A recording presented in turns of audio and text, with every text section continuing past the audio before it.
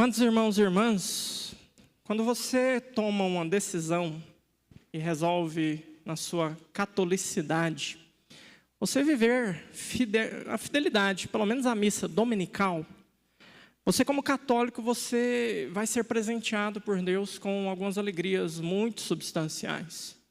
Porque a liturgia nossa, que nós celebramos, ela foi preparada pensando também nisso.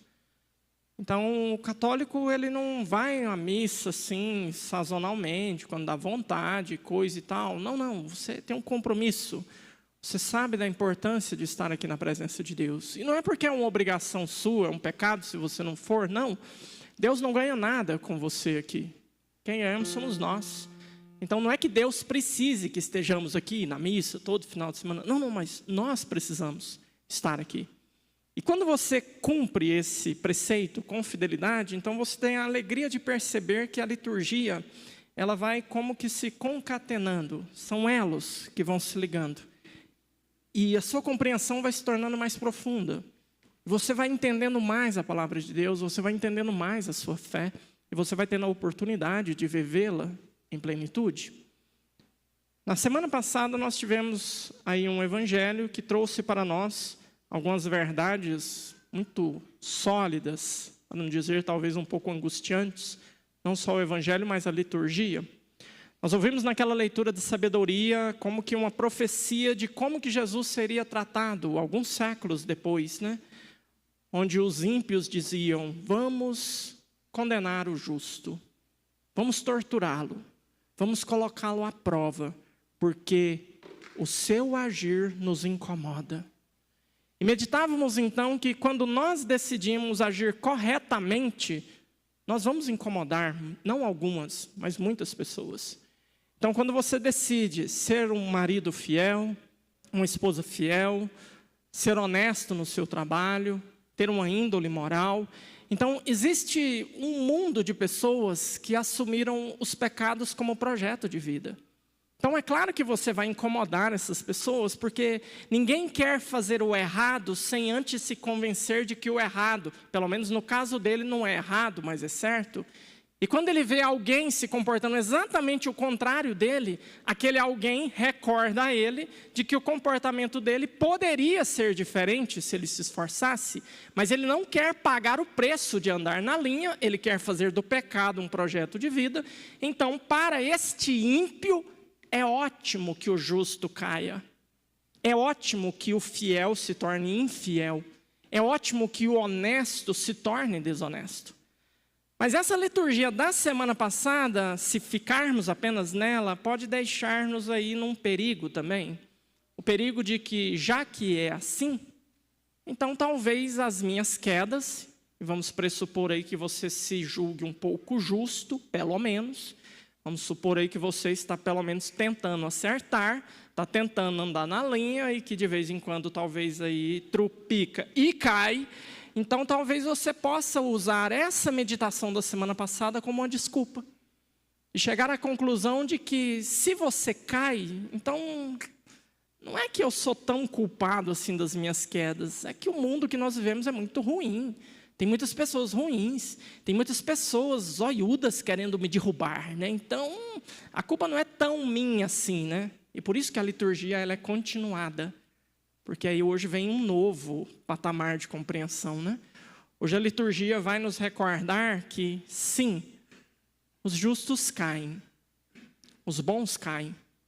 Não só os bons, os melhores também podem cair. E a culpa não é dos ímpios. A culpa não é dos maus. Eles podem condicionar a sua queda, mas eles não podem determinar a sua queda. Porque no frigir dos ovos, a sua queda será sempre a sua escolha. Eles podem favorecer, mas eles não podem obrigar. E sim, a nossa queda tem responsabilidades para nós.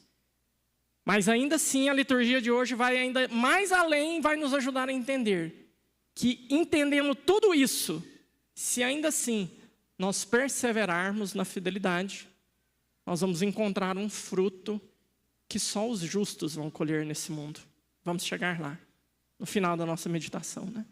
Primeiro, então, nós precisamos olhar aí para as leituras e ver que tanto a primeira leitura quanto o Evangelho parece que apresentam aí situações bem parecidas. Parece que ambos aí estão tendo um problema de ciúmes. E não é bem assim. Vamos entender bem o que está acontecendo, né? Nós temos aí dois personagens, Josué e João, o discípulo amado, né? E Josué, ele tem aí um papel fundamental na formação do povo de Deus. E João tem um papel fundamental no discipulado de Jesus. Para entender a atitude de Josué, que é um ciúme, um zelo exacerbado, e a atitude de João, que não é ciúme, é outra coisa, a gente antes precisa recordar quem são esses meninos, né? Quem é Josué e quem é João, né? Então, Josué, ele era o braço direito de Moisés. Quando Moisés sai com aquele povo da terra do Egito e vai em direção à terra prometida e perdura durante 40 anos nessa jornada, Moisés tem algumas experiências bastante desagradáveis com esse povo. Se você tiver oportunidade, paciência, quiser realmente aprofundar um pouquinho mais, né? Depois você vai pegar a sua Bíblia e vai ler o livro de Êxodo, o livro de Levítico, o livro de Números e o livro de Deuteronômio. Então, esses 4 livros narram a travessia desse povo, desde o Egito até a Terra Prometida. E lendo esse trajeto deles, você vai chegar a uma conclusão que não é difícil de você chegar a ela, né? A conclusão de que aquele povo que Moisés estava conduzindo era um saco de gato, era um enguiço, era um angu de caroço, misericórdia. Graças a Deus que eu não era pároco daquela paróquia, porque se eu fosse, misericórdia. Que povinho ruim, que povinho enjoado, enguiçado. Então você vai lendo o relato, você vê, reclama de tudo. Ah, não tem água, ah, não tem comida, não, agora tem pão. Não, não é que é carne, não tem carne. Não, agora não é que é pão, mas choravam 40 anos sem parar. Então, lendo esses relatos, você chega à primeira conclusão. Esse povo é um enguiço. Quem aguenta? Gente, nem Deus estava aguentando. Teve momentos em que Deus chamou Moisés e falou, Moisés, vamos acabar com esse negócio? Vamos fechar a conta, vamos passar a régua. Deus queria acabar com o negócio, você tem ideia do tanto que o povo era enjoado. Ele falou, vamos passar o rodo e começar do zero? Nós começa com você e tal. Ele, não, Senhor, vai dar trabalho demais, nós já aguentamos esse tanto de tempo, e depois vai que dá ruim de novo. Não, vamos aguentando, vamos. Moisés teve que dobrar a Deus para ele não passar o rodo nesse povo. Então, assim, o povo era um enguiço. Então, lendo os textos, você chega a essa conclusão. O povo era esquisito. E Moisés também não era flor que se cheira não, tá? O bicho também era danado, era custoso, ele apronta umas tretas, você também vai ficando com raiva nele ao longo de todas essas temporadas, né? Mas tem um personagem que você se encanta durante toda a trajetória. E o nome dele é Josué. O cara era íntegro, o cara era bom, o cara era direito, o cara era honesto, o cara fazia tudo direitinho, defendia a justiça. Josué era aquele que às portas da terra prometida, quando o povo quis arregar e não queria entrar porque estava com medo que o pessoal lá era meio graúdo, ia ter uma briga meio feia, e aí o pessoal, não vai dar conta não, vamos voltar para o Egito. Josué bateu o pé e falou, não vamos, o Senhor vai nos dar essa terra, vamos entrar. Mas deu ruim, o povo arregou e voltou para trás e deu ruim. Mas Josué é aquele que depois que Moisés morreu, ele assumiu a direção do povo. Josué é aquele que introduziu o povo na terra prometida. Josué é aquele da batalha de Jericó, sabe? Muro de Jericó e tal, cerco de Jericó que você está acostumado a fazer. Tem até musiquinha. Vem com Josué lutar em Jericó. Pois é, o cara era bom. Então, assim, era o melhor. Não era só bom. Ele era o melhor daquele povo. Só tem uma pisada na bola de Josué. E é essa da leitura de hoje. Hoje, Josué pisou na bola. Quando ele viu que um pouco do espírito de Moisés havia sido tirado dele e distribuído para anciãos, e aqueles anciãos estavam fazendo aquilo que aquele a quem Josué tanto amava também fazia, Josué pede para Moisés, manda-os calar a boca. Eles estão profetizando, eles não podem, só tu podes fazê-lo. E Moisés paga um sapo federal para Josué. Queria eu que todos profetizassem, não só eles. Então, sim, o caso de Josué é um caso de ciúme. É um caso de ciúme exacerbado. E sim, Josué, mesmo sendo o melhor, caiu. Mesmo sendo o melhor, errou. Vamos para o Evangelho. No Evangelho nós temos João, evangelista. Quem é João, evangelista? Se você ler o 4º Evangelho, você vai conhecê-lo por um título. ele é o discípulo amado. Quem é João Evangelista? É aquele que na última ceia colocou a cabeça no peito de Jesus e sussurrou: quem vai traí-lo? E Jesus falou para João, não foi para a galera: é aquele a quem eu der um pão umedecido no molho. E naquele momento Jesus lambuzou o pão no molho e deu para Judas. Só João sabia quem era o traidor, mais ninguém. João é aquele que estava aos pés da cruz com Jesus. Jesus tinha 12 apóstolos, os 11 fugiram. Só ele estava aos pés da cruz com Maria. João é aquele que recebeu Maria como herança. Mulher, eis aí o teu filho. Filho, eis aí tua mãe. João é aquele que foi até o túmulo quando soube por Madalena que o túmulo estava vazio. E o evangelho diz que ele entrou, viu e creu. Viu nada, porque não tinha nada lá dentro. Mas sem ver nada ele creu. Então era o melhor. João não era um bom apóstolo. Não era um dos bons apóstolos. João era o melhor. E João caiu. E caiu feio hoje. Para entender a queda de João, você tem que entender um pequeno trecho do evangelho que a gente pulou. Porque ele vai ser rezado numa festa, que é a transfiguração. Antes desse evangelho aqui, Jesus chamou Pedro, Tiago e João para subirem ao monte e rezar. Jesus sobe nesse monte e lá ele se transfigura. Enquanto Jesus está lá no monte rezando, tem 9 apóstolos no pé do monte. Enquanto os 9 apóstolos estão lá, um pai leva um filho endemoniado e pede para os 9 apóstolos arrancar o capeta desse menino. Gente, eu fico imaginando esse exorcismo. Gente, 9 bispos. Esse capeta era durão, o bicho era danado. E eles não deram conta de exorcizar esse menino. Jesus desce do monte com Pedro, Tiago e João e vê aquela fusaca. Já chega perguntando, o que está acontecendo aqui? O pai, já mais que irritado, fala com Jesus: olha, esses 9 frouxos aqui não deram conta do recado, você dá ou não? Jesus ficou um pouco triste, né, com o seu staff local, com os seus apóstolos, e arranca o capeta daquele menino. Depois os discípulos envergonhados fazem uma pergunta para Jesus: por que nós não conseguimos? A resposta de Jesus foi na lata: porque tem certos demônios que para serem vencidos precisa de jejum e oração. Vocês rezaram pouco e comeram muito, por isso que vocês não deram conta. E aquilo ali envergonhou bastante os discípulos. E como é que começa o evangelho de hoje? Os discípulos estavam andando e enxergaram um exorcista freelance. O cara não era apóstolo de Jesus, tinha ouvido falar de Jesus e estava arrancando capeta à riveria. Como assim? Nós somos os apóstolos. Nós andamos com ele 3 anos e nós não estamos dando conta e esse Zé Ruela aí está arrancando os capeta na paulada? Como assim? Então, assim, a atitude de João não foi de ciúme. Foi preocupação pecuniária com cargo.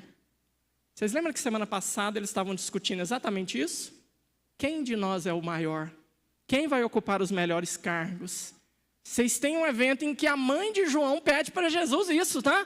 Olha, eu quero que você coloque um dos meus filhos aqui do lado direito e outro na esquerda, quando você chegar com o seu reino, tá? Então a preocupação deles foi: olha, a gente precisa se organizar aqui, o nosso sindicato. Parece que os cargos comissionados vão rodar e Jesus vai fazer um concurso, né? Porque nós não estamos dando conta do recado.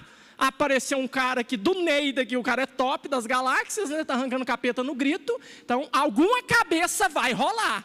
Então, vamos organizar aqui o sindicato, providenciar que Jesus nem dê atenção para esse cara, porque senão nós vamos perder o emprego aí. Não era ciúme. Era coisa muito pior. Muito pior. E tudo isso para entendermos que João, mesmo João, o melhor, também caiu. E caiu feio. Caiu feio. A liturgia de hoje, então, ela nos ajuda a olhar para esses dois e agora entendendo que os melhores também caem, podem cair. E aí logo em seguida no Evangelho, Jesus começa a falar do quê? Aí que o pau vai quebrar mesmo. Começa a falar de escândalo. Ai de quem escandalizar um desses pequeninos.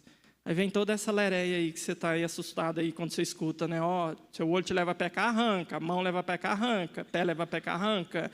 Então é melhor você ficar sem um pedaço do que você escandalizar um desses pequeninos. Então o que nós precisamos entender então hoje com essa liturgia, amados irmãos e irmãs? Semana passada, os ímpios querem que você caia, ok. Mas hoje, a queda é sua escolha. Se você cai ou não, é sua decisão. Mas tome muito cuidado. E pense muito antes de cair. Porque com a sua queda, muitos ao seu redor podem cair. Com o seu desfalecimento, muitos ao seu redor também podem desfalecer na fé. Por isso é importante que hoje nós entendamos que nós não temos mais o direito, e se você algum dia se arrogou esse direito, eu te proíbo de pensar dessa forma, nós não somos mais, e não temos o direito de pensar que nós fazemos parte das multidões que seguiam Jesus. Nós não somos parte das multidões. Haviam multidões que seguiam Jesus. Havia um grupo mais estreito, de 70 discípulos, que estava mais perto de Jesus. Havia um grupo mais estreito, de 12 apóstolos. Havia um grupo mais estreito, de 3 apóstolos, Pedro, Tiago e João. E havia um mais estreito, que era João, o discípulo amado. A liturgia de hoje nos ajuda a entender que esse é o nosso lugar na relação com Deus. Nós não temos o direito de achar que nós estamos na multidão e que cair para nós tanto faz como tanto fez, paciência, a gente levanta, a vida que segue. Não. Nós somos chamados a ocupar o lugar desse discípulo amado. Você não quer ter Nossa Senhora como mãe? Nossa Senhora foi entregue para o discípulo amado. Então, se eu não sou o discípulo amado, então quer dizer que eu não estou muito afim, não estou querendo. As experiências do discípulo amado são experiências modelo para que cada cristão possa viver. E hoje nós precisamos olhar para essa liturgia e entender que eu devo ocupar esse lugar de proximidade, de intimidade com Jesus. Então a minha queda é perigosa. Você não tem o direito de pensar que esse evangelho fala de escândalo e tudo e tal, está pensando só em padre. Porque quando um padre cai, dá um escândalo, é uma tragédia, é notícia e tudo. Não, não é só isso. É claro que o escândalo de um padre é uma tragédia, mas o escândalo de um pai de família também é uma tragédia. Um pai de família que destrói a sua família por causa de um escândalo é uma tragédia que não tem como mensurarmos. Uma mãe de família que destrói uma família, que abandona o seu lar, é uma tragédia. E os filhos vão pagar o preço disso. Histórias e histórias vão ser massacradas por causa disso. E a história não para naquele filho, ela continua, são gerações que são massacradas. Então nós precisamos entender hoje que quando Jesus está falando aqui desses bons, desses melhores que podem cair, Ele está falando, coloca as barbas de molho, fique esperto. Quem está em pé, cuida para não cair, porque você pode se espatifar no chão também. E a sua queda pode destruir, e pode destruir aqueles que você ama. Por isso que todos os dias eu peço isso na minha oração. Peço muito a Santa Teresinha, e vocês pedem isso por mim na missa, porque vocês aprenderam comigo. Vocês pedem pela minha conversão e pela minha santificação. Por quê? Porque eu os amo. E eu não quero que a minha queda, que a minha mediocridade, que a minha miséria destrua aquilo que Deus, pela sua graça, fez através de mim na vida de vocês durante 7 anos. Eu não quero. Eu não quero que isso aconteça. E você também precisa pensar nesses moldes, mas num leque mais estreito. Olhando para o seu lar, olhando para a sua empresa, olhando para a sua família, olhando para a sua história. Por isso é importante que nós tomemos cuidado de estarmos próximos, de sermos íntimos, mas de sabermos que nós também podemos cair. Não são só os bons que caem, os melhores também podem cair. Por isso hoje, amados irmãos e irmãs, é dia de nós tomarmos consciência do perigo das nossas atitudes ao lado das pessoas que amamos. Dia desse eu tive a oportunidade de ouvir de uma pessoa uma experiência que eu falei, gente, eu não acredito que isso acontece na igreja católica, eu não acredito. Não, isso deve acontecer numa igreja esotérica, com um nome bem assim, tipo, não sei, cobrinha de Moisés, aquela que comeu as outras 2, não sei, mas na igreja católica não pode acontecer um negócio desse. A menina fez uma escolha, ela decidiu viver o homossexualismo como projeto de vida. Ela tinha consciência de que ela estava no pecado, de que ela não estava certa. Mas ainda assim, ela não quis se afastar da igreja, não quis se afastar completamente de Deus. Sabia que estava errada, aos olhos da moral cristã. Sabia que ela não ia entrar numa igreja e ia encontrar um padre para passar a mão na cabeça dela e falar, filha, está tudo bem, fica tranquilo, Deus é amor, vai dar tudo certo. Viva o arco-íris. Não, ela não estava procurando isso. Mas ela queria entrar dentro de uma igreja e ouvir a palavra de Deus, pelo menos. Ela queria poder ali, saber que ela estava ali diante de um Deus que a amava, apesar das suas misérias. E ela chega dentro de uma igreja católica, se senta num banco E porque já estava assim, já um pouco mais assim, vestimenta assim mais caracterizada, né?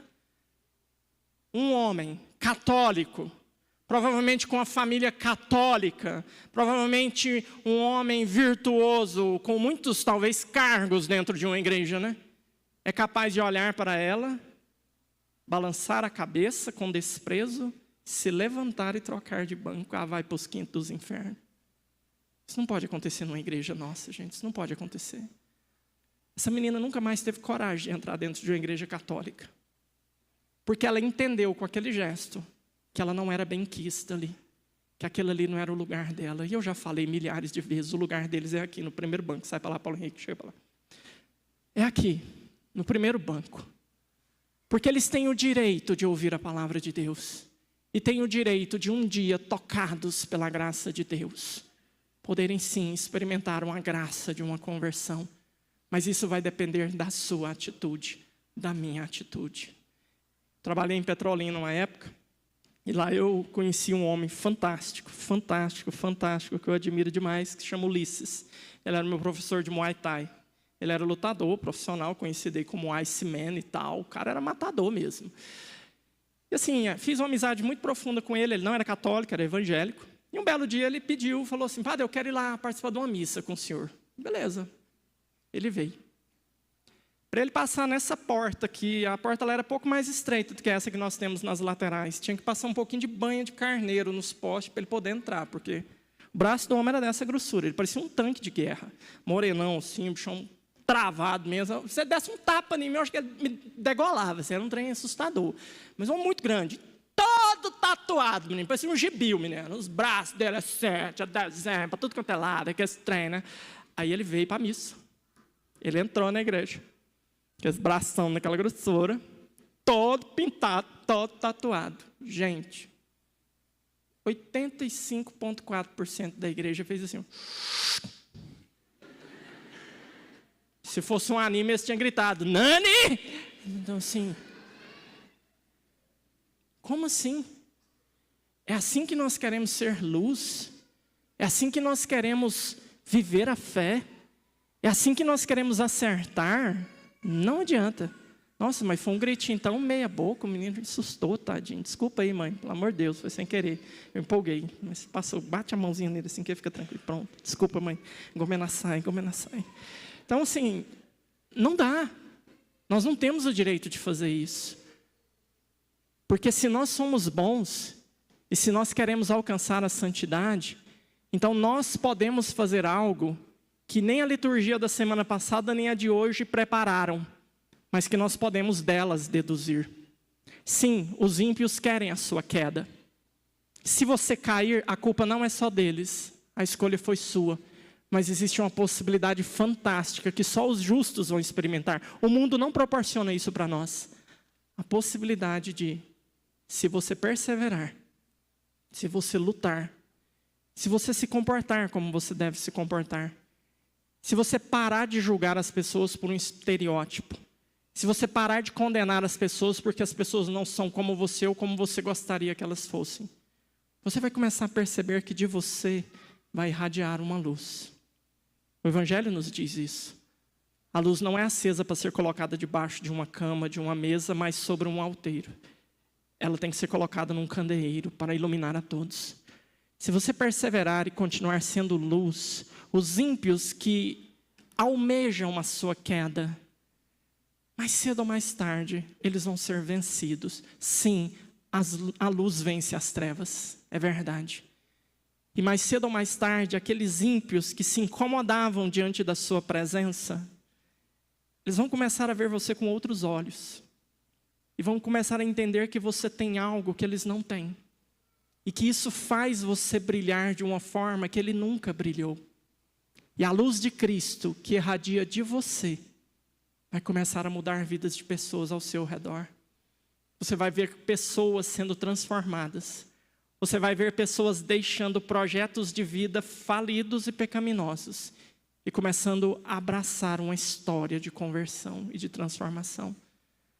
Mas só experimentará isso o justo e o bom, o melhor, que pode até ser que tenha caído. João caiu, Josué caiu, mas não ficaram no chão. Por isso é São João. Por isso é Santo Josué. O menino tem até livro na Bíblia, gente. Olha que espetáculo. Então, assim, eles não ficaram no chão. Eles iluminaram. E como iluminaram. E como alcançaram. E como transformaram vidas. Não porque eram bons e nem porque eram os melhores. Mas porque se deixaram iluminar por Cristo. E começaram a se comportar. Não movidos por um coração mesquinho, egoísta, bizarro, mas movidos pelo amor daquele que os conquistou. É só isso que os santos fizeram. É só isso que Santa Teresinha fez. Santa Teresinha, ela irradiava uma luz que fazia com que todos ao seu redor realmente tivessem as suas vidas transformadas. Tem um milagre de Santa Teresinha que não é muito conhecido, onde ela ajudou uma religiosa na Espanha, pouquíssimos anos depois da sua morte, se não me engano foram 10. Era um convento de carmelitas como ela que estava passando por uma crise financeira muito grande. A superiora estava lá sofrendo, angustiada, estava doente por causa das dívidas que ela tinha. E um belo dia ela caiu deitada na cama doente, apagou, estava lá meio delirando, e Santa Teresinha fez uma visita para ela. Santa Teresinha começou a conversar com ela, ela não sabia quem que era, não fazia ideia de quem que era aquela carmelita, mas ela, descrevendo esse milagre, ela diz: eu nunca vi uma menina sorrir tanto, eu nunca vi uma menina tão feliz. E aí a Teresinha conversando com ela, conversou da dívida, tudo, falou: não, como é que está aí a quebradeira aí, está faltando quanto? Ela disse: não, está faltando 200, tal. Não, beleza, toma 500. Deu dinheiro para a mulher. Falou: vamos lá na caixinha do dinheiro, põe o dinheiro lá, deixa eu ver. Pôs o dinheiro lá, acertou as contas no livro de caixa com a freira e foi embora. No outro dia a freira achou que era sonho. E foi lá na caixa ver, tá lá o dinheiro. Falei: mas como assim? E depois a Teresinha voltou, mensalmente, fazendo prestação de conta e colocando dinheiro no caixa. É um dos milagres que foi relatado para a beatificação de Santa Teresinha. Mas num dado momento, quando ela voltou, a freira agradeceu ela. E a agradeceu chamando-a de Teresa d'Ávila. Oh, minha mãe do Carmelo, Teresa d'Ávila, obrigado por ter nos ajudado. Teresa d'Ávila é a santa que fez a reforma do Carmelo. E a Santa Teresinha caiu na gaitada, na frente dela. E falou: eu não sou Teresa d'Ávila. Falei: como assim? Você não é Teresa d'Ávila? Não, eu sou a Teresa de Lisieux. Teresa do Menino Jesus da Sagrada Face. A irmã de Teresinha ainda estava viva no convento. A freira foi lá no convento conversar com a irmã de Teresinha. E a irmã de Teresinha desabou nas lágrimas e falou: isso é a cara da minha irmã. Mas o que mais marcou na mulher a presença de Teresinha? A luz, a alegria, o sorriso. Ela irradiava uma luz que o mundo não tem. É isso que faz os santos. É isso que Deus espera de nós. É isso que nós temos que fazer. Então, por isso, cuidado, mãe. Cuidado, pai. Cuidado com o que você faz dentro da sua casa. Cuidado com o seu lar. Cuidado, Padre William. Cuidado, tá? Coloca as barbas de molho. Cuidado com o que você faz. Porque se a minha luz se apagar, pode ser que muita se apague. Se a sua luz se apagar, pai, pode ser que a luz dos seus filhos se apague. Se a sua luz se apagar, mãe, quantas luzes vão se apagar ao seu redor? Então não permitamos que essa tragédia nos alcance. Mas acima de todos, nos convertamos. Buscamos viver uma vida de santidade. Que é isso que faz com que a verdadeira devoção dos santos tenha sentido nas nossas vidas. É para isso que a gente faz novena. É para isso que a gente reza. É para isso que a gente faz cerco de Jericó. É para a gente alcançar essa santidade que mudou a vida desses santos. Louvado seja o nosso Senhor Jesus Cristo.